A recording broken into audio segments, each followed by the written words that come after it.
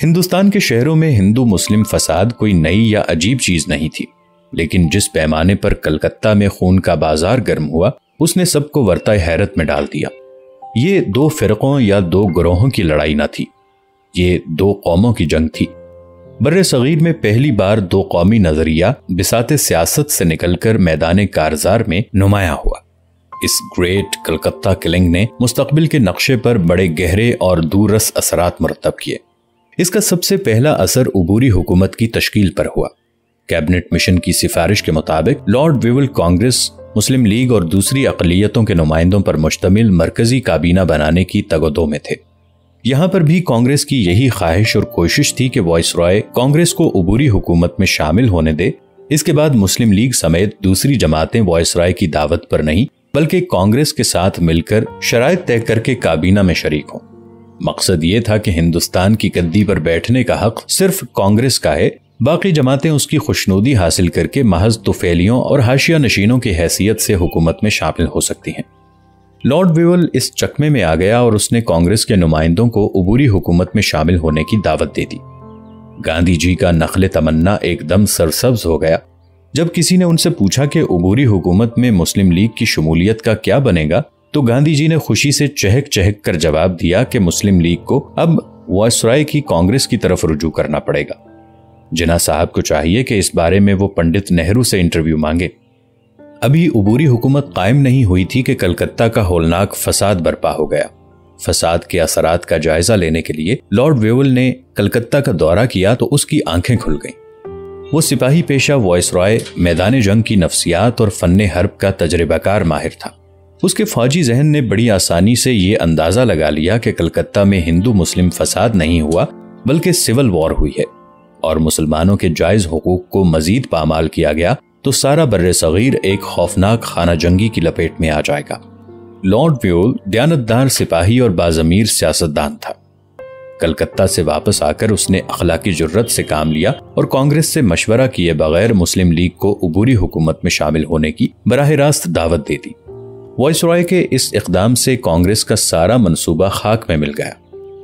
انگریزوں کے سائے تلے ہندوستان پر اکیلے راج کرنے کا خواب ادھورا رہ گیا۔ اس وقت ہندوستان کے سول اور فوجی اداروں میں ہندوؤں کی اکثریت تھی۔ اگر عبوری حکومت کی باغ دوڑ صرف کانگریس کے ہاتھ میں آ جاتی تو بلا شبہ اسے سارے ہندوستان پر رام راج کی راہ ہموار کرنے میں بڑی مدد ملتی۔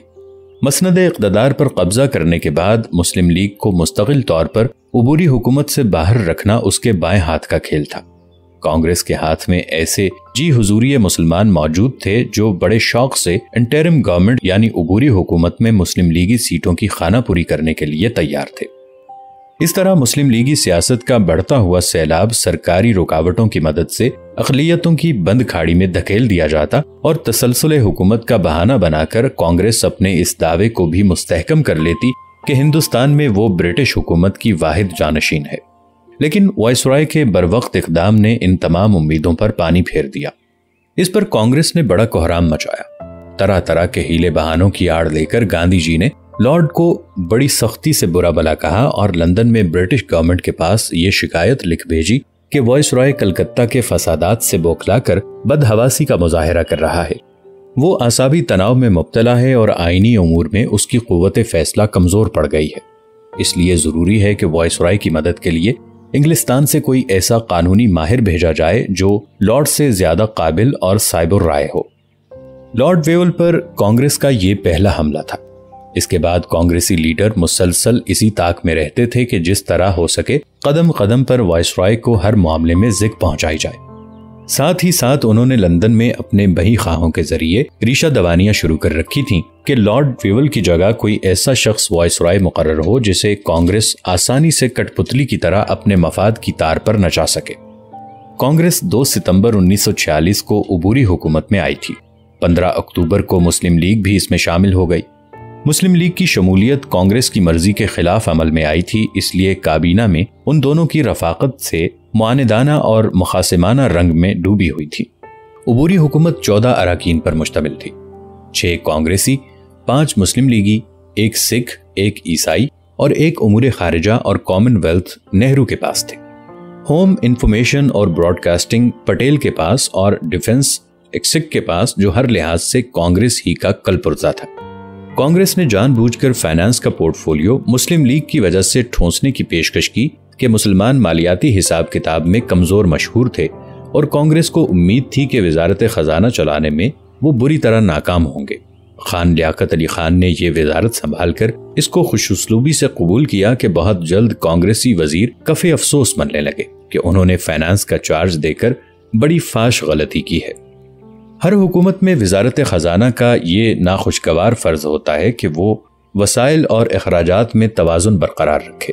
اس مقصد کے لیے عبوری حکومت میں جب خان لیاقت علی خان کسی کانگریسی وزیر کی اخراجاتی تجاویز میں نقائص نکال کر اسے گھٹاتے یا نامنظور کر دیتے تھے تو اسے ان کی ضد اور سیاسی خصومت پر محمول کیا جاتا تھا۔ مالیات کے علاوہ باقی بہت سے معاملات میں بھی دونوں گروہوں میں مستقل چخ چخ چلتی رہتی تھی۔ ہندوؤں اور مسلمانوں کا وسیع تضاد سیاسی سطح پر تو کیبنٹ مشن کے روبرو آشکار ہو چکا تھا، ان دو قوموں کا باہمی اناد کلکتہ کے کشت و خون نے اجاگر کر دیا تھا۔ رہی صحیح کسر اب عبوری حکومت کے تجربے نے نکالتی۔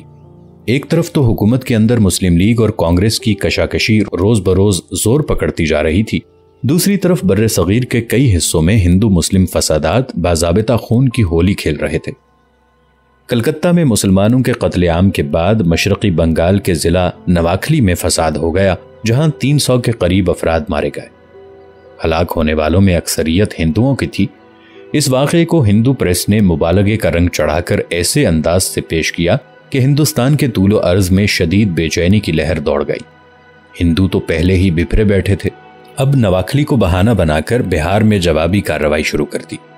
یہاں پر مسلمان اقلیت پر جو قیامت ٹوٹی اس کا اندازہ لگانا مشکل ہے۔ اس دور میں کانگریسی وزارت برسر اقتدار تھی۔ سرکاری اعداد و شمار کے مطابق یہاں 8,000 سے اوپر مسلمان تھے، لیکن اصلی تعداد کا کسی کو پورا علم نہیں۔ جن علاقوں میں یہ خونی طوفان اٹھا وہاں پر مسلمانوں کی آبادی بہت کم تھی۔ ہندوؤں کے مسلح جتھے ہاتھیوں، گھوڑوں اور بیل گاڑیوں پر سوار ہو کر نکلتے تھے اور گاؤں دیہاتوں میں مسلمان آبادیوں کو نیست و نابود کر دیتے تھے۔ پیدل بلوائیوں کے جھنڈ ٹڈی دل کی طرح مسلمانوں کو ڈھونڈ ڈھونڈ کر چن چن کر برچھیوں اور بھالوں سے مار ڈالتے یا گھروں میں بند کر کے جلا دیتے تھے۔ درجنوں مسجدیں کھود کر حل چلا دیا گیا۔ سینکڑوں عورتوں نے اپنی عصمت بچانے کی خاطر خود جان دے دی۔ بہت سے بچوں کو درختوں کے تنوں کے ساتھ میخوں سے ٹھونک کر مصلوب کر دیا گیا۔